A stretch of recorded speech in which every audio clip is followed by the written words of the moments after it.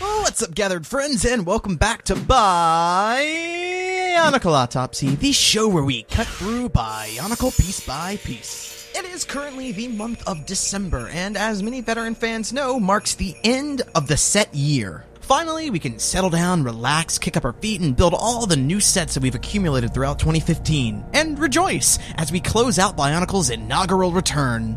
But wait, cries the thoughtful yet overly eager fan. How can I spend time with my 2015 sets when there are new 2016 sets coming soon? This is quite the quandary you brought up, overly eager fan. After a year of grueling anticipation, you'd think that we would be happy and delighted that the year is over with. Because finally, after all that time, the sets are out and on shelves for us to enjoy. And yet, most of us are focused on next year's sets, the ones that aren't even out yet. What happened to the hype train and Omega Tahu and all the crazy things that got us excited for 2015? For every cause, there is an effect, a set of actions that can lead to a reaction.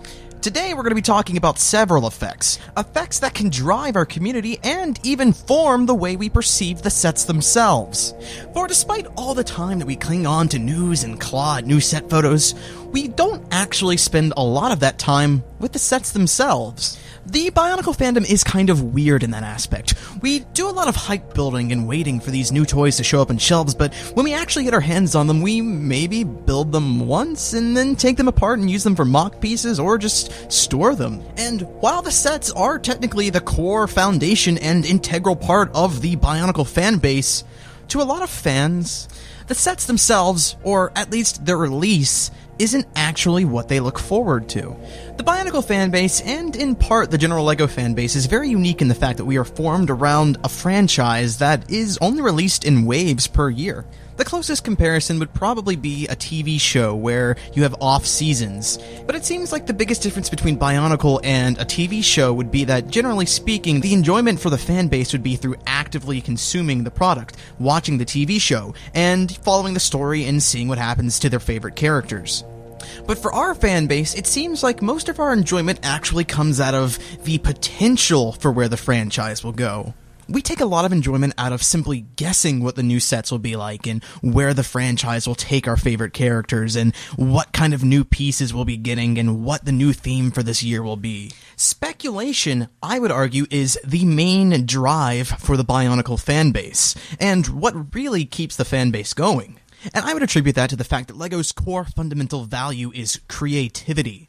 The entire premise behind the company is taking their product and using it to mold your own creation and your own story. Which is why we as fans get so excited when we know there's a potential new theme, a new palette for us to work with. More pieces, more colors, a new aesthetic. All these are important tools for us to make our own creation. So the more fresh and unique ideas and parts we have to work with, the better our creation will be.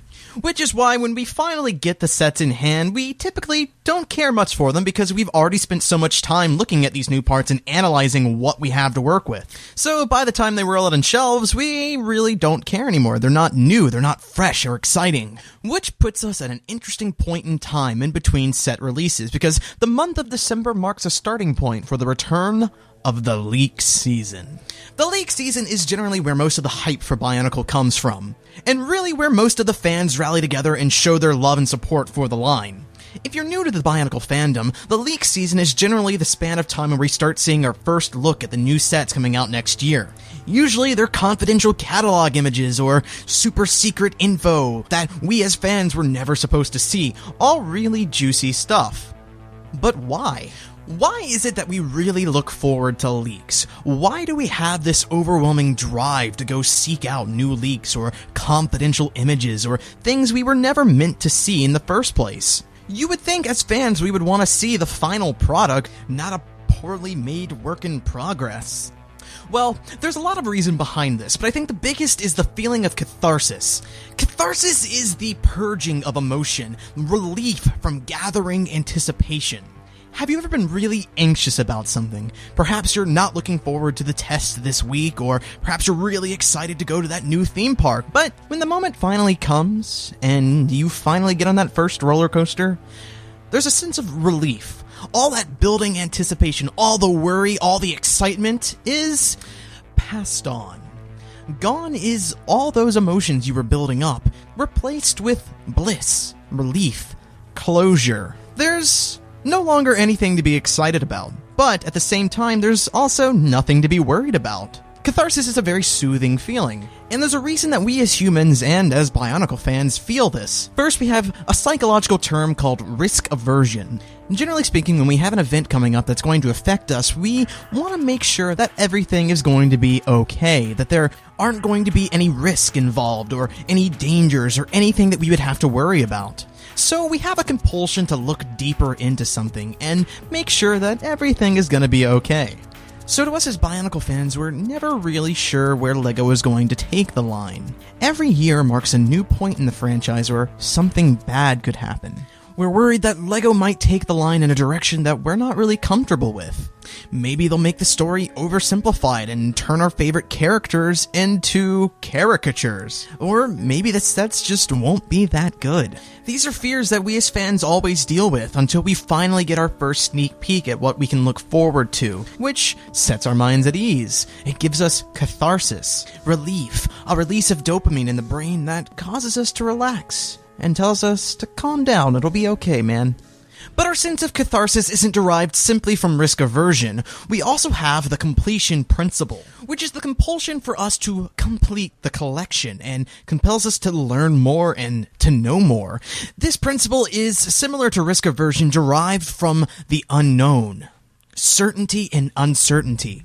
When you think about it, we as humans only think about the task that we have yet to complete. An example of this would be a server whose job it is to make sure that you get the food you ordered. Studies have shown that servers forget the orders they were given upon the food being served. Why? Because when the food is served at that table, it marks the end of their task. Their job is now complete. The brain knows that there is now no longer any reason for them to retain that information and deletes it. But until that point, that person's order is always on their mind, always ticking, always reminding them what they need to get. Because we have a drive, a need for closure, relief, catharsis. Just like reading a book before bed, knowing that you need to get sleep, but you just can't put it down because you've only got one more chapter to go, and you need to figure out what happens in the story. Or playing a video game and wanting to get past one more level, because it's so hard for us to put things down without a resolution. Our brains are telling us that our task isn't done, it's not finished, we still need to complete it before we can move on. Which is why if you fall asleep while reading a book or playing a game, it's not unheard of for you to dream about the characters or events you were interacting with.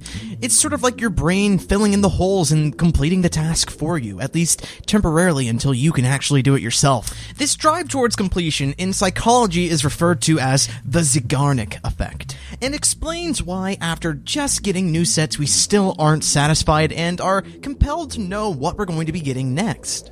These are all really powerful emotions that we as fans feel when leak season starts to spring upon us. But psychologically, catharsis isn't the only reason why leaks are so important, because there's another aspect about them and their role in the Bionicle fandom society. Power. Because these feelings are so present and so strong and have such control over us, it's no surprise that the people who happen to find these leaks or do have insider information hold a lot of power within the community. Because as we established, leaks are a very valuable commodity.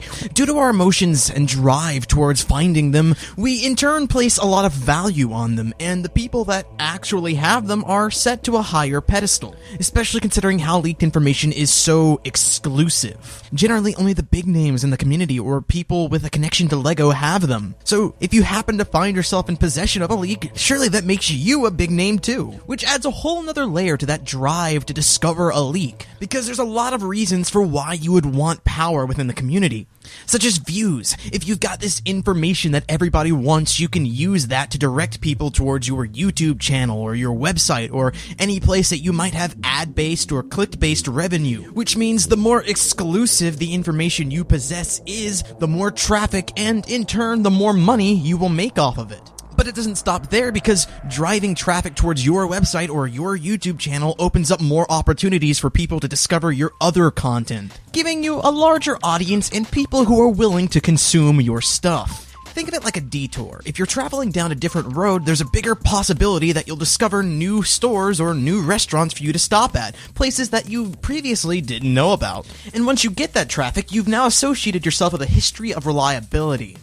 People will now see you as a source for information that they desire, coming back to your channel, to your website, or to your blog, hoping to find more information like it in the future, especially if the leaked information that you possess ends up becoming true, which in turn raises your social status. The community will now see you, the individual, as informed, connected, and up-to-date, which creates this aura of superiority around you and makes you one of the big shots now. Suddenly you'll find that people come to you for reliability, for information, for leaks. Through leaks, you have established a large sense of power and trust within the community. But this power isn't always a good thing, because there's a lot of trust that people are handing over to individuals simply because they might know something that others don't. And despite how fun and hype building the leak season can be, it definitely has negative points. Especially when considering its effect on LEGO as a company. We as consumers often feel that we deserve the right to know information about the things we're purchasing before they're ready to be shown. Sometimes it's catharsis and sometimes it's risk aversion, but sometimes we just feel a little entitled whenever money is involved. And sometimes we just like to do things that people tell us not to do. When we know that there's confidential information that only a select group of people know about or have the right to know, it creates a sense of exclusivity, like a party that we weren't invited to. And ironically, the efforts to plug the leaks and keep that exclusivity under control only makes us want it even more. This is a phenomenon called the Streisand effect. For LEGO, it's important that leaks are kept from the public eye, which is why there's confidential markings on preliminary imagery, because the distribution of that confidential information is technically illegal. It is LEGO's intellectual property. Now, obviously, these policies aren't in place just to kill our fun. Leaked imagery is actually very harmful to LEGO because it gives other companies and competitors a sneak preview at their competition, which gives some companies an opportunity to copy or bootleg LEGO's sets and sell them for a discounted price, tricking potential buyers like you and me into buying these sets that look like BIONICLE sets but are much cheaper in quality. And while we as fans might be too savvy to fall for bootlegs, the general consumers, such as parents or grandparents, aren't quite on that level. And if they were to purchase a product thinking it's LEGO and finding that it's not up to standard and pretty unsatisfactory in quality, LEGO is generally the one that takes the blame, which puts a lot of damage on any potential earnings for LEGO and, in turn, our favorite lines like BIONICLE. So if we were to apply this to a very theoretical global scale, we could be seeing a massive decline in sales, all because of some leaked imagery. And while it is pretty unlikely that BIONICLE would be cancelled over a few leaked images, it is important that we understand and are aware of what this does to the line as a whole. But let's stop for a second and focus back on the community, because throughout this video we've sort of analyzed how leaks have this big psychological hold over us and can negatively affect us and LEGO itself. But there's still one huge aspect of leaks that we haven't quite touched upon yet. And I'm going to start this out by providing a little story. It was the year 1917 in a little place called Cottingley, a small village located in the city of Bradford, West Yorkshire. There were two young girls, both cousins, one named Elsie Wright and the other Frances Griffiths, and both would become known for their famous discovery of fairies. The two girls released 5 images of these supposed fairies, which quickly caught the attention of the media, among them being Sir Arthur Conan Doyle, famous for being the creator of Sherlock Holmes. Doyle was convinced that they were real, and despite the claims of several photographic technicians stating that there wasn't any solid evidence to support their authenticity, he went ahead with submitting it to his publishing magazine, The Strand, anyway. Quite some time later, in the year 1983, the two girls finally admitted to the magazine The Unexplained that the images were indeed faked. One of the girls, Frances, was quoted as saying, "I never even thought of it as being a fraud. It was just Elsie and I having a bit of fun, and I can't understand to this day why they were taken in. They wanted to be taken in." When something such as leaked images are so valuable and so desirable that people are actively spending their free time seeking them, it only makes sense that certain individuals would want to fake them. And unfortunately, we have a tendency to adhere to the ambiguity effect, where when there are certain details and aspects that are left ambiguous, we like to change or ignore them to better fit an outcome that we would find more desirable. This is sometimes referred to as confirmation bias.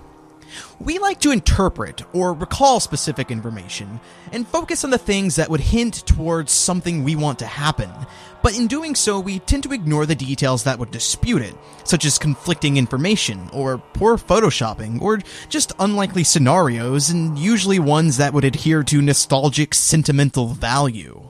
We form this expectation in our heads, and anything that pops up that might support it is automatically correct. But when something pops up that challenges that expectation, it's automatically wrong, despite any sound reasoning or logic. Because our brains are programmed to assume that we are right unless we're proven wrong, which unfortunately makes us really, really gullible. Fake leaks aren't new to the Bionicle community. In fact, they've existed since the very beginning. One of the most famous fake leaks from Bionicle G1 was Variki, who was meant to be the fabled 7th Toa of electricity. Now, in the year 2015, we can kind of all look back at this image and tell that it was an obvious fake, but for a while there, a lot of people thought this was legitimate. And Variki would certainly not be the last leak of its kind to trick people. 2015 in particular has run rampant with a bunch of fake leaks, and many of which have successfully managed to garner attention. And unfortunately, it's not that easy to be able to tell between a fake leak and a real leak. Oftentimes, LEGO's leaks are comprised of very work-in-progress artwork that could look fake to most seasoned veterans. And this can create a pretty negative stigma towards the Bionicle community, with many fans feeling betrayed after putting their trust in these images that have now got them hyped up and excited for sets that will never come. For a lot of people, this is a big turnoff towards the Bionicle community, and for some, a reason to stop buying the sets, and can be pretty harmful to a lot of younger fans who devote most of their free time to engaging and interacting with the Bionicle fan base. Meaning the repercussions of fake leaks can be felt from the community and from corporate LEGO. So really, it's just a lose-lose either way, and most of the time over a silly joke. The internet can be a place of complete anonymity, which means you can basically do or say anything you want and get away with it. And when anonymous, that's often exactly what we do. Road rage is a pretty good example of how anonymity can affect a person's behavior. It's easy to drive a bit more recklessly, or cut people off, or honk your horn, because why should you care? They're never going to see you again anyway. At least that's the mindset behind someone who is anonymous. And even when under a pen name, you can get away with things without it directly affecting your life in the real world. So it's pretty easy to mess with people over the internet, because at the end of the day, they're just names on a screen and nothing else. And since you don't have to deal with any of the repercussions from your actions, you can sit back in your chair and soak in all the pain you've brought. A lovely emotion referred to as schadenfreude, the pleasure received from the misfortune of others. And another dark side of the leak season. Truly, leaks are kind of a double-edged sword. On one hand, it's a high point of hype and camaraderie, but on the other hand, you're bringing out a lot of the worst aspects of the Bionicle community. And what is it really all for? At the end of the day, we end up discussing and overanalyzing aspects of a set that might not even be featured on the final design. A set that we likely won't see for another 4 months. In life, there's always a cause to every effect, and perhaps we might be the cause of our very own disappointment and burnout. An effect of overhyping and sensationalizing something that could never live up to our expectations. Is the culture that our community is founded upon productive, or is it destructive? I don't really have the answers to these questions, but hopefully there's something here to think about. And at the very least, if we're going to allow leaks to be a driving force of our fan base, we should be smart about it. Check your expectations and don't be too hopeful, and actually analyze the images you're being presented. And don't trust every single person on the internet who claims their dad works at LEGO, because it's likely not true. But this has been Bionicle Autopsy. I'm Var, and thanks for watching.